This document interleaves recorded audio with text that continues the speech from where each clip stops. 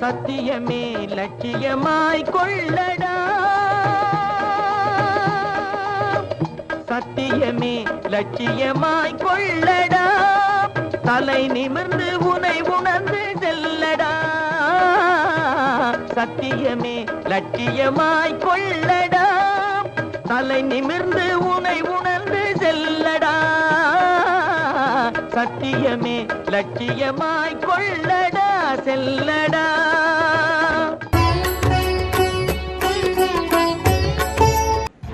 நீங்கள் பார்த்து கொண்டிருப்பது மாசிமகன் யூடியூப் சேனல். தொகுத்து வழங்குபவர் சேவச்செம்மல் டாக்டர் சுபசிவ பெருமாள் யாதவ். இந்த சேனலை சப்ஸ்கிரைப் செய்து கொண்டு தொடர்ந்து பாருங்கள். தினமும் ஒரு தகவலுடன் உங்களை சந்திக்க இருக்கிறோம். நன்றி, வணக்கம்.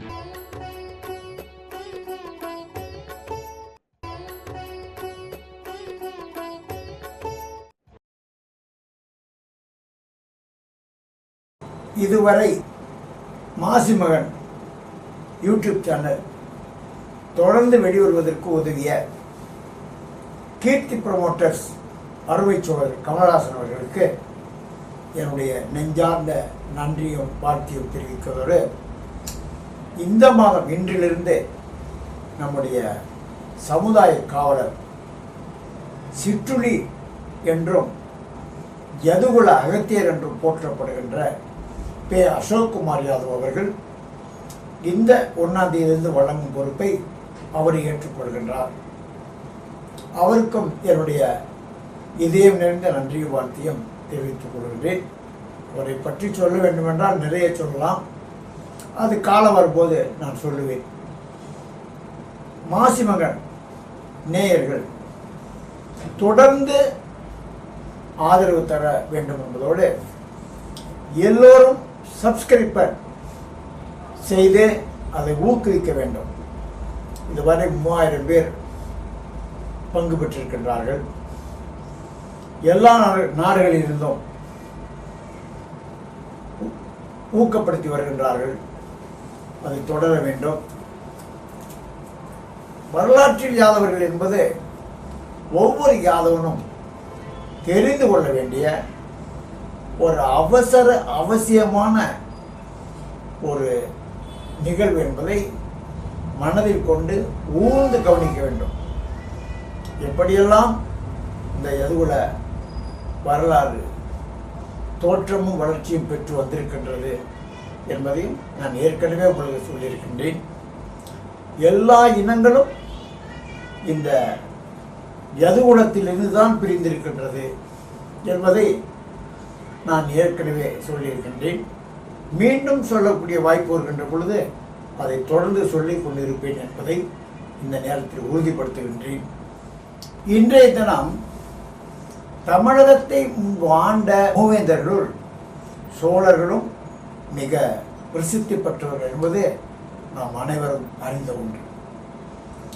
இவர்களின் ஆதி ஆரம்பம் என்ன என்பது தெளிவாக இல்லை. யாதவர்களுக்கும் சோழர்களுக்கும் என்ன தொடர்பு? சோழர்களும் யாதவர்களின் வழிவந்தவர்களே என்று ஒரு பழைய கருத்து உண்டு. சலன் என்னும் யாதவ அரசனின் வழிவந்தவர்களே சோழர்கள். சலன் சலர் என்ற வழிவந்தவர்களே சோழர்கள். வார்த்தைகளே சோழர் என திரிந்து விட்டது. அதாவது சலன்கிற வார்த்தையும் சலன்கிற வார்த்தையும் இது யாதவர்கள் ஒரு பிரிவு. இந்த வார்த்தைகள் தான் திரிந்து பின்னாடி சோழர்கள் ஆகிருக்கு. சலன் என்ற உடனே புலி நமக்கு நினைவுக்கு வரும். சலன் புலியை கொன்று அதனையே தனது கொடியிலும் பொறித்து கொண்டார். இவரது வழிவந்த ஒய்சலர்கள் தாங்கள் கட்டிய கட்டிடங்களிலும் சிற்பங்களிலும் புலியின் உருவத்தை செதுக்கிக் கொண்டனர். சோழர்கள் இவர்களின் வழிவந்ததால் அவர்களும் புலி சின்னத்தையே தங்களின் கொடியில் பொறித்துக் கொண்டார்கள் என்பார்கள் சரித்திர வல்லுநர்கள். சிந்திக்கத்தக்க மற்றுமோர் சரித்திர உண்மையை கரிகால் சோழனுக்கும் இருங்கோவேலுக்கும் உள்ள தொடர்பு கரிகால் சோழன் இளம் வயதனாக இருந்த சமயத்திலேயே அவருடைய தந்தை இளஞ்செட் சென்னி இறந்து விடுகின்றார். இளஞ்சேட் சென்னி இறந்து விடுகிறார். இச்சமயத்தில் அரச குடும்பத்தில் குழப்பம் ஏற்படுகிறது. கரிகால் சோழனுக்கும் அவனுடைய தாயாதிகளுக்கும் வாரிசு போர் உருவாகின்றது. இந்த தளபதிகளுக்கு தலைமை தாங்கி நடத்திய தளபதி இருங்கோவேல். நீங்க எல்லாரும் தொடர்ந்து கேள்விப்பட்டிருப்பீங்க இருங்கோவேல். இன்னைக்கு கூட நம்மள கூட நிறைய பேர்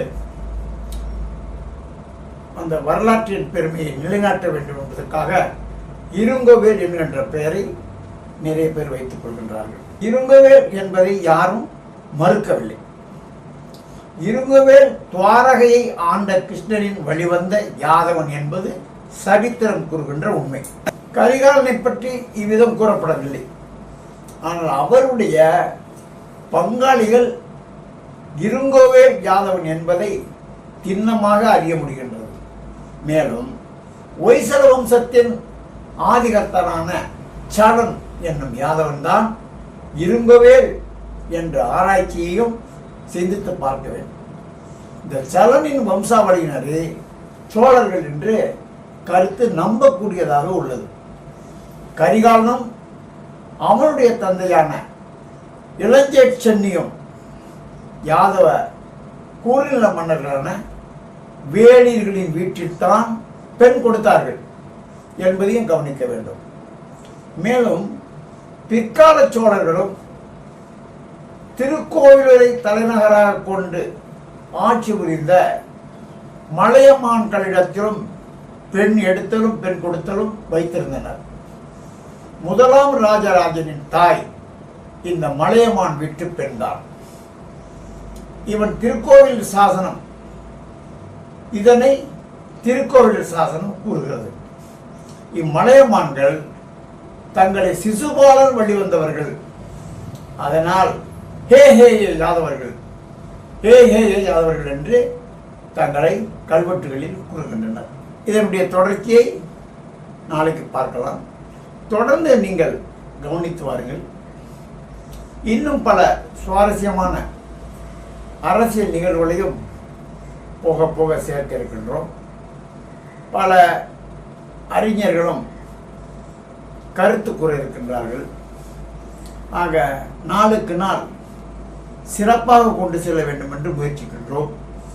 உங்களுடைய ஒத்துழைப்பும் உறுதுணையும் மிக மிக அவசியம் என்பதை இந்த நேரத்தில் பணிவோடு கேட்டு நிறைவு செய்கின்றேன். நன்றி, வணக்கம். நீங்கள் பார்த்து கொண்டிருப்பது மாசி மகன் யூடியூப் சேனல்.